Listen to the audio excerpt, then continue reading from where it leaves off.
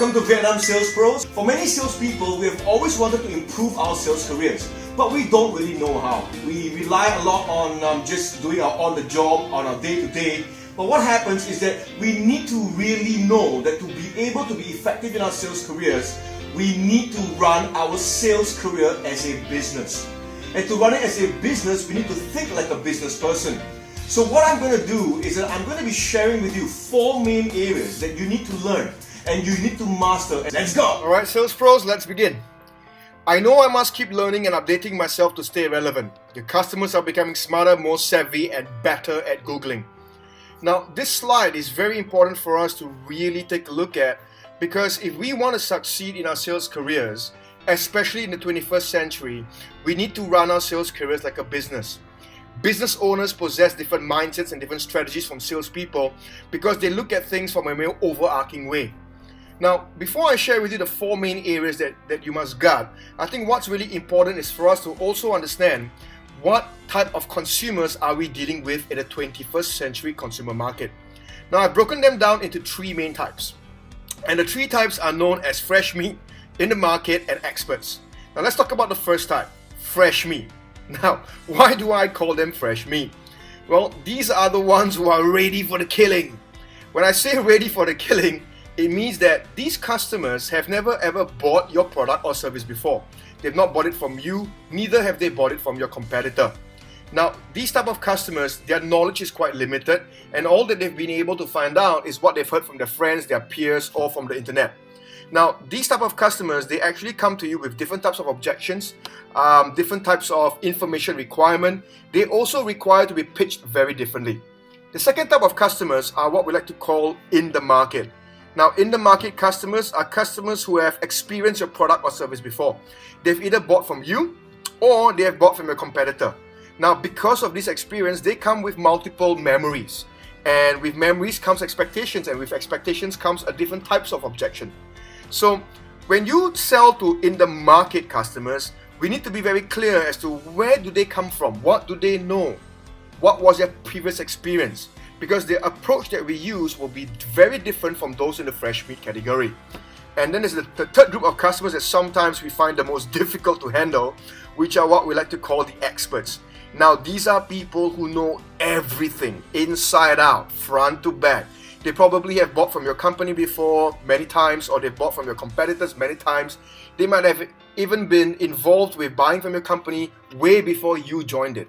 So all these 3 types of customers require a very different approach. They've got different objections, they've got different expectations, they need to be pitched very differently.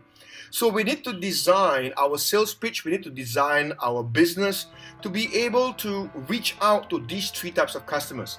So what are the 4 areas that I was talking about that you need to build in your sales business? Well, firstly, we need to take a look at monitoring your lead generation strategies. In today's market, it is becoming so competitive because one customer has got 50 to 100 different companies to choose from for a singular product. When you look at the whole idea of lead generation, you need to learn that there's a very big difference between competition and differentiation. Many organizations, we get ourselves into a lot of trouble because of the fact that we are the same as everybody else. I'm sure that you have heard the saying before, sameness kills business. So my question to you here is this: if a customer were to be looking at your product, your service, and to be looking at another company's product and service, similar functions, why should they choose you? For assumption, let's say for example, your price is the same, your specifications are the same, the origin of your product is the same. Why should they choose you and not the other company? This is something that I really want you to think about, because if you cannot create that uniqueness, that reason why they have to choose you, you will find yourself being stuck in competition. And when you find yourself being stuck in competition, what happens is that to get ahead of the competition, you start focusing on a price war. And when a price war starts, it never ends. And at the end of the day, your profit margins begin to fall. So one area that you must really guard and really master is your lead generation. Go and learn as many strategies as you can as to how to differentiate yourself from the market. And there's so many brands out there who have been able to do this very successfully, and that is why they hold the greatest amount of market share. So I would like you to really spend some time thinking about one very important question. Why should your customer choose you and not anybody else? The second area that most business owners also gut very carefully is what we like to call the appointment toolkit. You see, image is everything in the world of sales. How your company looks, how your company presents itself, how you present yourself is extremely important. What we're talking about is your name cards, your brochures, your PowerPoint slides, your product samples. When you meet a client, you need to ensure that all of these things are top notch. Because when they're not top notch, it represents the quality of your company. We also need to ensure that when we design our appointment toolkits, there's a very strong call to action on the toolkit. Now, why do I say this? Well, think about it. When you sell to your client, how many of you have been in this situation before? You meet your client, you sell to them, and then they tell you this: I've got to go back home and I've got to talk to my wife, to my husband, to my mom, to my dad, to my brother, to my sister, to my pet goldfish, right? And they leave. Or how many of you have been in this situation before whereby you sold to the client and then they say, I've got to go and talk to my boss and I talk to my managers, and then they leave.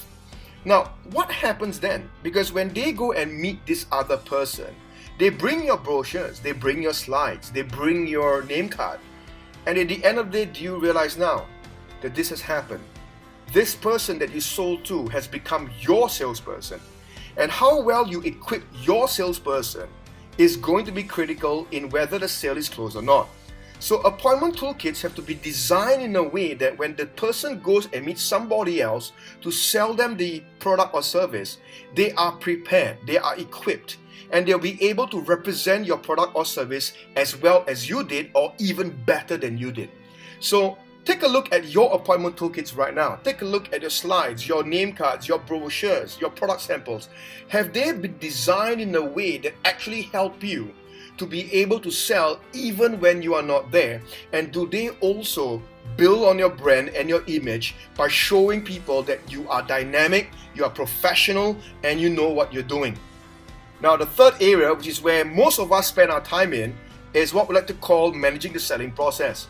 Most salespeople, we feel that this is the only area that we must always improve to be able to become better at our sales career. Well, it is one of the four, and yet it is still one of the most important. Managing the selling process means knowing how to sell. From the very moment that you meet your client, your handshake, your smile, your facial expression, down to your choice of seat, where are you sitting in the place that you're selling to them, down to your tonality, your voice control, your eye contact, how you actually present your benefits, your features, and your advantages, how you close, how you handle your objections, how do you pace your client and get their emotions rising. Because as you give all of your logical features, how do you get them involved with you emotionally? What really goes on in their minds when they're thinking about what you're saying? What creates the objections? What makes the objections go away? How do they build confidence in your product and service? How do they see the value? How do they see it working for them? Now, all of these are very important skill sets. And if you were to just rely on your on-the-job training or your day-to-day experiences, it is not going to help, because time is money. And the longer we take to master these skills, the more clients we lose. And do not forget this. Always remember this. For every client that you do not close, remember that somebody else is going to be closing them. And that lessens your pool of potential clients. The other thing that you must also remember is this, is that selling is not a gift. It is a skill set. And for as long as you continuously learn how to sell, you will be able to sell to your clients. When you say that, oh, I can't sell to my client, remember at the back of your mind, somebody else knows how to sell to the client. And that means that person has a strategy on how to sell to that client that you lost. So all you have to do is to learn that strategy that they used to help you in being able to close your client.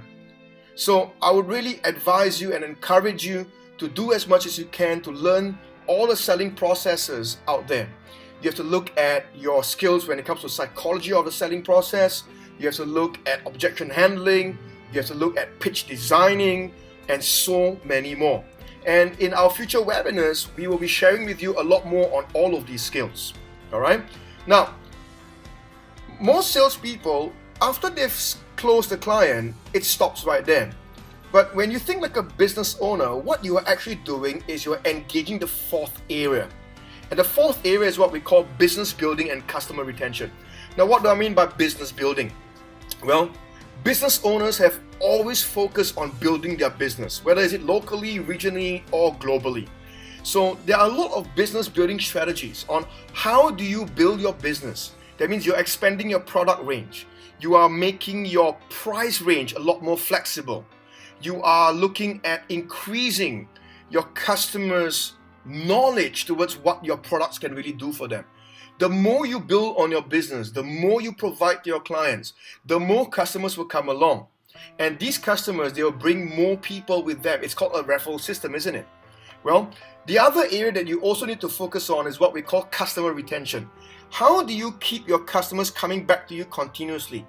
You see, take a look at some of the companies out there and you will realize that there are many companies out there that have continuous customers coming back to them. Every time they launch a new product, a new service, people line up.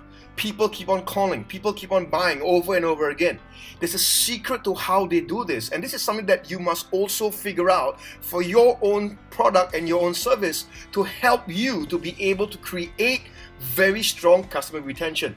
What I'm talking about is how do you create raving fans? These people are running everywhere, shouting the name of your company out, shouting your name out because they are a true believer in what you do.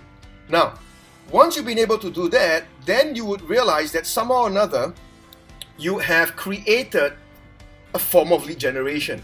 So lead generation now comes back to having passive and active lead generation. So my dear friends, these are the 4 areas that I would like you to just, nibble on and think about it.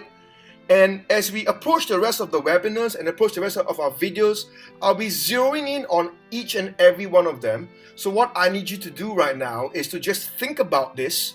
Where are you currently at? Measure yourself in your lead generation, your appointment toolkits, your selling abilities, your business building and customer retention. Subscribe to my channel, and when the videos are out, you'll be given access to them for you to learn and to improve your sales careers.